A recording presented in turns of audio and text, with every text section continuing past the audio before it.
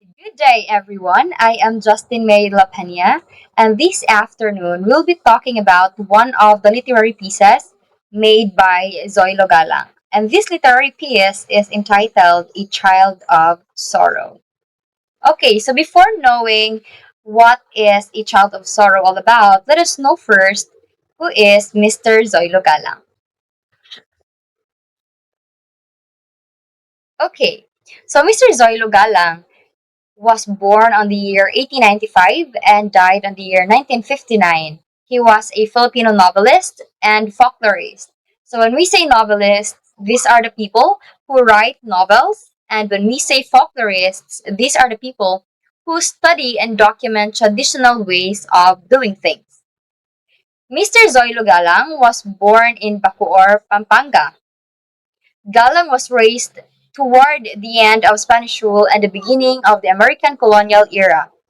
Educated at Pampanga High School, he became a stenographer and pursued a law degree, likely without finishing. So when we say stenographer, this is the person whose job is to transcribe speech in shorthand. Throughout his career, Zoilo wrote history books for elementary school students, supervised the publication of a 20-volume encyclopedia on the Philippines, and also he published the first Filipino short story collection written in English. Okay, so in the year 1921, he published three groundbreaking works of Filipino literature written in English. So each the first of their kind in history. So we have A Child of Sorrow. A Child of Sorrow is a novel. Tales of the Philippines. This is a collection of legends and folk tales, of course, in the Philippines. And A Life and Success. This is a collection of essays. Actually, I was tasked to share my knowledge and to share to you what is life and success by Zoilo Galang. However, due to lack of resources found in the internet, I am unable to share what life and success of Zoilo Galang to you.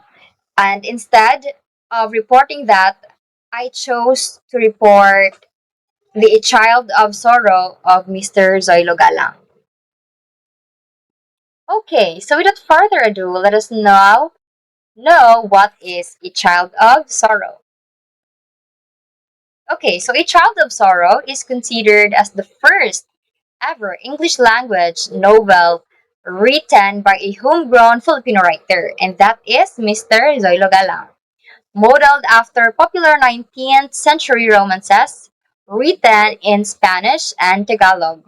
This is a classic coming of age tale engaged with themes of friendship, desire, and the loss of innocence. So later on, we will know why is it that this piece of Mr. Zoilo Galang included the themes of friendship, desire, and the loss of innocence. Okay, so now let us know the settings in this novel. Okay, so Fertile Valley. It is the hometown of Lucio Soliman. Camilo's uncle lives here. It is where Lucio's family lives. Okay, I want you to remember the Fertile Valley. Okay, the second place mentioned in A Child of Sorrow is the Merry Town. It is the hometown of Camilo David. It is also where Filipa Garcia, Rosa Garcia, Pancho Ismael, Juan de la Cruz, and Oscar Ramirez live. And of course, Manila. It is the place where Lucio Suliman went to work. It is also where Lucio saved a mother and her child. So these are the characters of A Child of Sorrow. So first we have Lucio Suliman. Lucio Suliman, he is the protagonist. He is a round character. So when we say round characters are nuanced and well thought out. They usually play an important role in the story. They are written specifically so audiences can pay attention to them for specific reason. Okay, so let's continue. Lucio Soliman is slender and well built with brown hair. dark clear eyes, and a gay and graceful demeanor. So when we say gay, there are meanings of the word gay.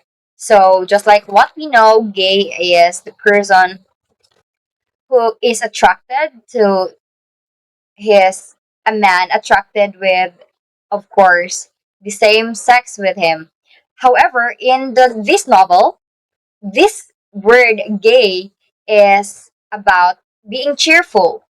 Okay, so I want you to remember that the gay that is mentioned here in this novel is about being cheerful. And his face was oval and handsome in a truly manly fashion. He is calm, pensive, and poetic. So, with these descriptive words used in describing Lucio Suleiman, I guess that you have now in your minds, you are now imagining what Lucio Suleiman looks alike or looks like. Okay, so the second character we have Camilo David. He is a flat character. He is friend of Lucio Suleiman. His hometown is Marytown. His uncle lives in Fertile Valley. Okay, so when we say flat character is window dressing, two-dimensional and lack nuance. The purpose of these characters, this kind of character, is usually perfunctory or they're unchanged by the end of the story. From the beginning of the story until the end of the story, their character or their characteristics are unchanged. So that is Camilo David, that character. Okay, we also have Pancho Ismael. He is the father of Rosa. He is a flat character also. He is the corrupt governor of Marytown. Okay, so next is Oscar Ramirez. Oscar Ramirez is a flat character also. He loved everybody. If they also loved him. He was a patriot, but his patriotism was only for himself. He is the antagonist. Okay, so if Lucio Suleiman was the protagonist, Oscar Ramirez is the antagonist in this novel. So Felipa Garcia, she is a flat character. She is the mother of Rosa Garcia. And Rosa Garcia, she is a round character. Just like Lucio Suleiman, Rosa Garcia is also a round character. She was gracefully built with a light Malayan complexion. She has this curly hair and a buoyant step. She was kind hearted and modest, and her manners were simple and artless. Her beautiful body harbored a pure heart and an honest soul. Everybody loved her because of her sweet disposition. So later on, we will know the connection or the relationship of some of these characters. And since internet only provides summary of this novel, so I will be telling you already that some of the characters cannot be mentioned or were not mentioned in the summary I have found in the internet. Okay, so without further ado, let us now read the novel, the summary of this novel entitled A Child of Sorrow. Okay, so the story was set one summer when Lucio Saliman decided to accompany his friend Camilo in the beautiful town of Marytown. Camilo's hometown, Lucio was a very poetic man who preferred sitting all day just to read, but because his friend was too eager to show his friend reality, he insisted that Lucio must take a vacation in their town. There, she met a young, innocent, and delicate maiden that made Lucius' heart beat by the name of Rosa Garcia. He fell in love with her, and as Lucio described the love he felt towards this girl, he said it will make Apollo's lyre play. He was madly in love. Rosa felt the same towards Lucio. Okay, so Camilo and Lucio are best friends. And since Lucio was the kind of person who loves to read and everything that he wants to put his focus on is only in the books. However, he had this friend named Camilo wanted him to know the reality, things outside the book, which is why he insisted that Lucio must take a vacation in their town. And in that town, there lived Rosa Garcia. And Rosa Garcia is was the woman whom Lucio felt in love with. Okay. And Rosa felt the same towards Lucio. Okay, let's continue. Until the end of summer, until the end of summer vacation drew near and they knew they have to be temporarily apart. Lucio has to pursue his dreams, so he studied. Known for his intelligence, he became a popular person. He became very busy, but still he misses the company of his dearest love, who is Rosa. He became sorrowful not until Rosa wrote a letter to make him bliss. Then he regained his strength. They have not forgotten the love that empowers both of them, until a celebration in Marytown paved way for the lovers to reunite. Okay, so there was this event or celebration in Marytown that enabled these lovers to reunite, to see each other again. So Lucio was invited to speak in the public, but the governor, Rosa's father, was not pleased and he has this ill feeling towards Lucio. So Mr. the father of Rosa, the governor, has this ill feelings towards Lucio. So he instantly asked Oscar. Oscar is his most trusted man and Rosa's persistent suitor. Who is the man? Rosa's father asked Oscar, who is that man speaking in front? When the father of Rosa found out that it was Rosa's fiance, he was not happy. Why? Rosa's father, of course, was not happy knowing that his child had already fiancé because he preferred Rosa to be with Oscar. However, Rosa doesn't have this feeling towards Oscar because he fell in love with Lucio. Okay, days, weeks, and months have passed. They were surprised of the news that Rosa will be married not to his fiancé, but to Oscar. But because Lucio was too obedient to his parent, he permitted Rosa to marry Oscar, which made both of them sorrowful. It was hard for them though, but he just wanted Rosa to follow her mother. Though Rosa does not want to marry Oscar, she was forced to because he was raped.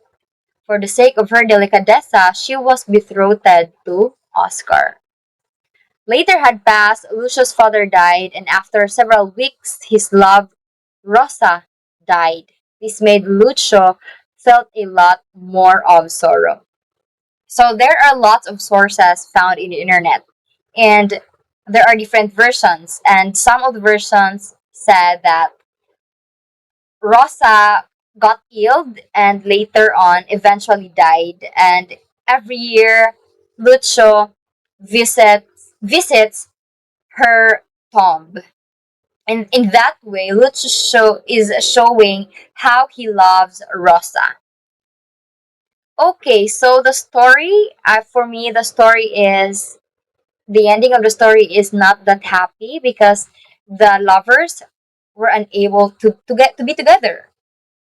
However, there are many lessons or moral that we can get from this novel. Of course, the friendship that Lucio and Camilo had, and of course, the obedience of Lucio and Rosa to the mother of Rosa.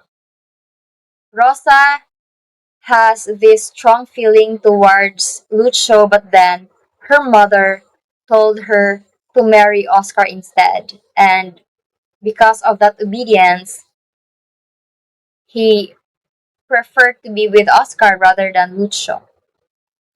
And this story allows us or reminds us that we need to to give importance to things that really matters in us.